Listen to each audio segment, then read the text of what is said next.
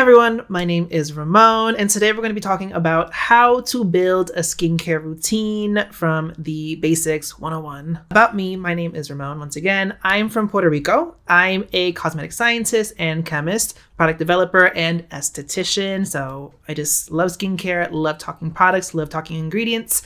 I actually started in food science before jumping into cosmetics. I've worked at a raw material manufacturer where I worked in skincare, sun care, and color cosmetics, which means makeup, and also formulating with a focus in naturality. And then I'm actually currently working on my master's degree in cosmetic science as well. So in today's presentation, we're going to be talking about what are the skincare routine fundamentals and where does skin type come into that? When do I start adding more into my routine? As well as ingredient highlights to help kind of steer you in the right direction based off what it is you're trying to target with your skincare concerns. And then common skincare routine misconceptions. So what are the fundamentals? What is the most basic building blocks of a good skincare routine? It's 3 steps. It is a good cleanser, it's a good moisturizer, and the all-important sunscreen. And with those 3 steps, the fundamental AM, PM routine is really cleanse in the morning. If you feel fit, you don't even need to cleanse in the morning. And then obviously have the sunscreen as your last step. And then at nights, wash the day away with a good cleanse and then just moisturize. Make sure that you're sealing in that hydration. And that is the most bare bones routine. When it comes to that basic routine, though, it's very easy to still have a very well-rounded routine. Just because you have such few products doesn't mean it's not going to be an effective routine and you're not going to be able to target your specific skincare concerns. But some things to consider when it comes to those 3 products is textures. Do you prefer more lightweight textures? Do you love really rich, very nourishing textures? When it comes to the leave-on products, so the ones that you're leaving on your skin, that sunscreen, that moisturizer, what actives are potentially included in those to give you a more thorough benefit, give you that more well-rounded routine? So moisturizer doesn't have to be just a simple moisturizer, and you can actually do a lot with sunscreens beyond just sun protection. And then the one thing that's really going to influence what direction you're steering your skincare routine is, what are your skin goals? What is it you're trying to achieve with this skincare routine? So let's talk skin types, because I mentioned the very bare bones routine, and I didn't talk skin types and how that fits into there. There's the 2 main skin types. And I just want to say as well, skin types is a very subjective thing because there can be how your skin tends to, on an everyday basis, act or react or behave. But then certain things happen. Your external environment might change. The way you're treating your skin might affect how it feels. You're not going to be an exact skin type, basically, because sometimes your skin needs different things. You just have to listen to what your skin is saying. So the 2 basic skin types that we're going to talk about today are oily skin and dry skin. When it comes to oily skin or oily leaning, the concerns around that tend to be pigmentation, blemishes, and visible pores. And again, these are just generalizations here. You can have dry skin and suffer from some of these oily skin specific concerns and vice versa. And then with dry skin, the things we really see around that is a very tight feeling. You might notice your fine lines tend to be a little bit more noticeable, maybe exaggerated. And then flaky skin, really dry, flaky skin. So when it comes to how you then shape your skincare routine, these are concerns that you might want to be targeting. So let's talk about a skincare routine for oily skin, going back to those 3 basics. You can see the main highlights we're looking at are something lightweight, something non-greasy, something non-shiny. Matte is a very popular demand when it comes to developing, formulating oily skin products. You can see the 3 steps here and what you can kind of look for if you're trying to build that routine. For a cleanser, you want a more gel or foaming cleanser. You might want to have actives in there too, specifically targeting those oily skin concerns. We're talking a benzoyl peroxide-based cleanser, a salicylic acid or BHA cleanser, or maybe something with niacinamide in it. Those tend to target those oily skin concerns. Then in the morning, you can just top that up with a sunscreen right afterwards. When it comes to sunscreens for oily skin, we're looking at a lightweight gel or gel cream texture, or maybe even a milk, something light and runny.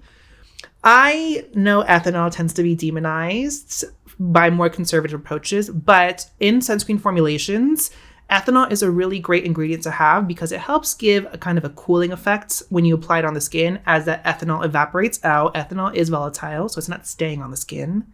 On top of that, it allows your sunscreens to be a lot more lightweight feeling. And when it's a sunscreen, sunscreens have natural not natural, but film forming abilities are a very inherent thing in a sunscreen. And that also lends itself to a moisturizing effect. Therefore, any negative effect you might get from ethanol instantly mitigated by the hydrating and moisturizing ingredients in your sunscreen. And then we look at marketing, and you see oil-free, dry touch for a lot of oily skin focused sunscreens.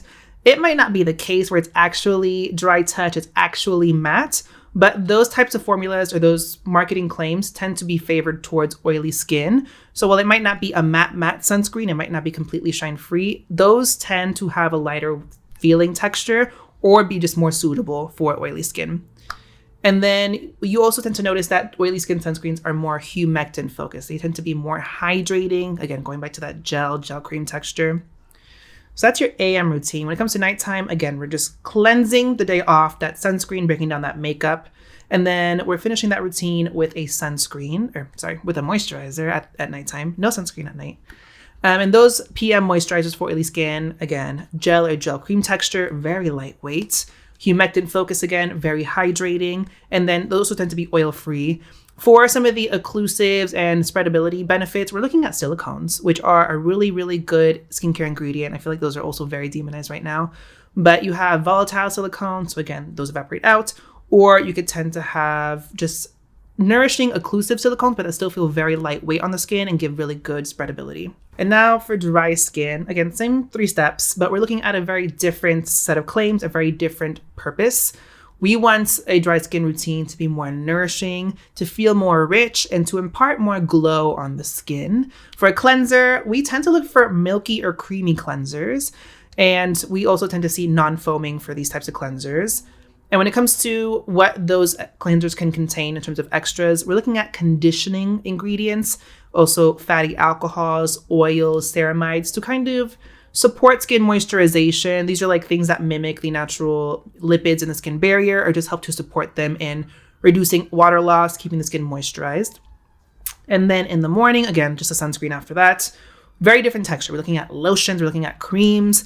We want these sunscreens to have oils, butters, waxes to help moisturize, give that nice rich feel on the skin, help to essentially smooth down the skin. And that's the emollient benefit we see from these ingredients. Emollients give good slip. They smooth down the skin so that the skin looks more glowy, feels more soft.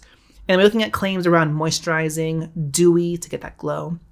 And then at night, real quick, actually, for daytime, if you have very dry skin and you find it is necessary, you can layer a moisturizer and a sunscreen. Sunscreen always goes last, but when you really want that extra moisturization, that extra hydration, it is okay to layer a moisturizer underneath your sunscreen in the morning if you find it fit.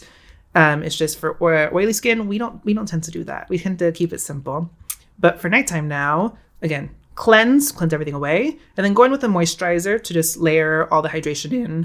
For nighttime, again, different texture. For that moisturizer, we're looking at a lotion, cream, or a balm, something very occlusive, something very rich. Occlusive just means it locks in the hydration a lot better. And then we're looking for something that's very lipid rich, things that are oil-based, again, oils, butters, waxes, fatty alcohols, cholesterol, ceramides. Those 3 that I just mentioned, fatty alcohols, cholesterol, ceramides, those are the things that generally make up the skin barrier. So with that topically applied on top, you're really just supporting what the skin barrier naturally does, reducing that transepidermal water loss and keeping that skin really moisturized. We want that emollient feel as well. So that's when you see all those oils and butters in there. And you're going to get a much richer feeling moisturizer. So quick routine wrap up to kind of wrap everything up that we just mentioned. Listen to your skin. Just because you tend to lean more oily or tend to lean more dry, sometimes your skin switches up and you really have to tailor on a day-to-day basis how you treat your skin, what you do to your skin, just to make sure that you are giving it what it needs. Fragrance versus fragrance-free. This is a really, really hot topic. I'm pro fragrance, and that's only just because I understand there's that extra sensory element some people do want from their skincare products. Unless you are already sensitive to fragrant compounds, it's not something you necessarily need to avoid.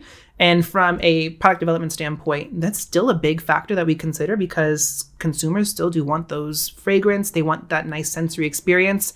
It just sometimes gives you that extra level of, I love using this product because it also smells delicious. Barrier care is priority. And with that, what I mean is sometimes keeping it simple and really focusing on skin moisturization, hydration, making sure your skin barrier is nicely nourished, intact, and supported is going to be fundamental to add anything else into your routine, just to make sure all those extra actives and ingredients are able to work a lot more effectively. A compromised barrier is essentially an injured skin barrier. And so just making sure your skin barrier is healthy, it's happy, is going to be very pivotal to better achieve your skin goals. Sometimes less is more. And by that, I mean, you don't have to do 12,000 steps. I personally am very pro intensive routine as a self-care thing. Fundamentally, I'll always preach simple is always going to be better, with the exception of sunscreen. Less is never more when it comes to sunscreen. Always put on enough sunscreen to achieve the advertised protection. And then speaking of sunscreen, find a texture that you like and that you'll want to use every day. I personally, on my socials, sunscreen is the biggest type of content that I do. And I'm always trying to help people find the sunscreen that is perfect for them, gives them the benefits that they want, looks and feels the way they want it to on their skin. And finding that sunscreen that you absolutely love will make that less of a chore to do on a daily basis. Find a texture that you'll want to reapply as well, if that is something that you need to consider if you're in prolonged UV exposure. And then consider, do I need an everyday sunscreen or a heavy duty sunscreen? And by that, if you're just going from school to home or from home to work, very simple day, a lightweight sunscreen will be fine, reapply if need be. If you are sweating, or if obviously you're at the beach, at the pool, always consider a more heavy duty water resistant option. Those two sunscreens kind of live in separate worlds. You can find elegant sunscreens in both sides of that, but just consider, do I need an everyday sunscreen or a more heavy duty option? So next, let's add in the extras. These are toners, essences, serums, treatment. Fundamentally, all these things they serve as vehicles for actives, and that's kind of every skincare product you're going to use. But by that, it's a matter of these extra things, these toners, these serums and everything, they just serve as a supplement to the basic 3 steps. So once you have those basic 3 steps, you can start to add things into your skincare routine. And those things are going to be vehicles for the active ingredients that are going to help you achieve your skin goals. And the reason is that they can have higher percentages of the active ingredients in them, or just a higher mix of a bunch of different actives if you're being very specific with what you're targeting. So for example, things to consider with these is, what texture do you prefer? If you want a more lightweight essence or toner, those are more watery. They tend to be more hydration focused. Or do you want something more rich, a more richer texture? And these are the serums and treatments that are just going to have more body to them. Some of these are more moisturizing. What is your skin concern or goal? Just because the right combination of certain actives, which we're going to talk about next, are going to be a lot better to streamline achieving these goals that you want to get to.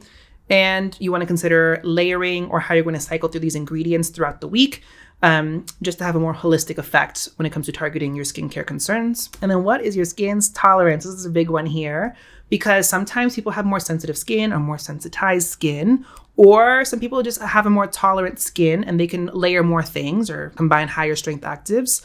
So if you have more sensitive skin, consider a wash off option. If you have sensitive skin, consider a toner that has a lower percentage of an active. And just always remember, layering certain actives can be more irritating. So ingredient highlights, we're going to talk about a few major, like the main ingredients here. We have retinoids, which are retinol, retinal. These help with skin cell turnover and can be great for blemishes, pigmentation, texture, fine lines. AHAs, it's an ingredient category. And under that, you have glycolic acid, lactic acid, and mandelic acid. And those help slough off dead skin on the surface. And those are great for the appearance of texture and pigmentation. If you have more sensitive skin, consider a PHA, and that still exfoliates, but it's just a lot more gentle with a bigger molecule. BHAs are great if you have oily, acne-prone skin specifically, and that salicylic acid is the BHA. If you have more sensitive skin, an LHA, which is the caprylyl salicylic acid, could be a good option. It's a very effective ingredient still. Those also slough off dead skin, but are more specific for oily, acne-prone skin. And again, better for the appearance of blemishes, pores, texture, blackheads, oiliness. Vitamin C is a really hot ingredient category. It's very popular and it's a very complicated category. Ascorbic acid is the most direct form of vitamin C, but then you have derivatives. And each of the derivatives kind of shines in its own way in tackling the 3 main things that vitamin C can do, which is the appearance of fine lines, the appearance of pigmentation, and giving you antioxidant protection. Niacinamide, which is also vitamin B3, It's a very multifaceted, well-rounded ingredient. It's great for pigmentation, blemishes, oiliness, fine lines, moisturization, barrier supports. It's interesting because it covers the gambit of oily skin to dry skin depending on the formula that it's in. And then humectants, those help hydrate the skin, and that gives you that immediate plumping effect just because it's really giving your skin a nice drink of water to make your skin look more full. Soothing ingredients, and those just help to reduce the look of redness and help the skin to feel more soothed. And then antioxidants. This itself is a really big category. A lot of things can give you antioxidant benefits to some degree. These are kind of the main ones you're going to see. And these just protect your skin. They offer an extra level of protection beyond sunscreen. And they protect your skin from reactive oxygen species, aka free radicals. If you're targeting pretty much any skin concern, but specifically the signs of aging, this is a great category to have on top of sunscreen and retinoids. Speaking of which, based off your skincare concerns, here's a list of ingredients based off your skincare concerns. Screenshot this, but just consider when it comes to tackling skincare concerns, the look of blemishes, the look of pigmentation, you want a very well-rounded routine. So cycle through these ingredients throughout the week. Some of these you can layer in the same routine. Just be mindful of irritation. There's certain things that just when combined on skin that's not used to them, just leads to irritation, which can exacerbate certain skincare concerns. So it can worsen blemishes, for example. So just be mindful of listening to your skin. Don't go crazy. But these are really good ingredients to consider. A lot of times in products targeting, for example, the look of pigmentation, you're already going to see a good mix of these. But common misconceptions when it comes to skincare routines, you need multiple steps. You don't. And a lot of times, just a moisturizer or sunscreen will already have some of those actives built into them. So a sunscreen, for example, with vitamin C and niacinamide can be great for antioxidant protection, but also targeting the look of pigmentation. Expensive equals better. There's amazing drugstore skincare at very affordable prices. The Ordinary comes to mind, for example, which just tells you like you don't need to spend a lot of money to get really good results from your skincare. More expensive products might have some more technology built in, might focus a lot more on elegance. You never need to spend more money to achieve really good results. The big one as a chemist is you can't mix X ingredient and Y ingredient. What this really comes down to, and why you see a lot of people talk about this, just as a result of irritation. Certain ingredients, if layered together, you're not used to them, again, will irritate you. For example, exfoliants and retinoids. Niacinamide and vitamin C was a really popular one there for a while. Those are completely fine to mix or layer, And you'll see products that already have them combined together. But if you have more sensitive skin, it might just be a matter of you can't put them together for the sake of irritation. The only combination that I will actually say you can't mix together just because they cancel each other out is a retinoid and benzoyl peroxide, which if you're focusing on blemish-prone skin, just be wary of combining those two in the same routine. Cycle them through either one in the daytime, one in the nighttime, or just every other day. And then higher strength equals better results. That's not always the case. Higher strength sometimes just means more irritation. Again, just be mindful of listening to your skin. Higher, faster, louder when it comes to skincare isn't always going to be the most expedited results. So just calm down, downshift, relax, and be mindful of being patient when it comes to targeting your skincare concerns. And then final thoughts. You don't need a lot of products for a good routine. The basic 3 plus maybe 1 extra serum, depending on what you're tackling, is sufficient enough to achieve your skincare goals, especially when you can find moisturizers and sunscreens with actives already built into them. You don't have to do a lot, but that being said, it's okay to use an extra product in your skincare routine just because it makes you happy. One thing I love to promote is skincare for the sake of self-care. If a product smells good or just feels really good when you wear it, that's fine to use. It doesn't have to have a specific purpose to include it in your routine. But no matter what it is, when you're targeting a specific skincare concern or you want to achieve a specific goal, consistency is key. With a lot of these skincare actives, you have to use them consistently for a few weeks to a few months to really see the results you want to get. So just be mindful of being consistent and making sure you're being diligent with your routine. As a chemist, this next one, skincare is not toxic. There's a lot of laws and regulations and rules put into place as to what we can put in your skincare and at what percentages. And even still, we tend to use them at much lower concentrations than what is even allowed. So just notes, skincare sold in stores, like very regulated skincare, is not toxic. We have to abide by certain laws. And last thing, use sunscreen. Every skincare concern that you tackle, sunscreen will always benefit. On top of that, sunscreen is great for preventing skin cancer. Always consider other sun care measures as well, aka avoiding direct sunlight, UPF clothing. And then thank you to Jen for allowing me to be a part of this and inviting me to participate. I'm very honored to be part of a skincare e-summit. Thank you to my husband Jorge for helping me with this presentation. I am a chemist. I'm not a graphic designer. Thank you to my friend Tony, aka Capricornium Skin, for just being a really good soundboard to help me come up with this presentation and what I'm going to say to you guys.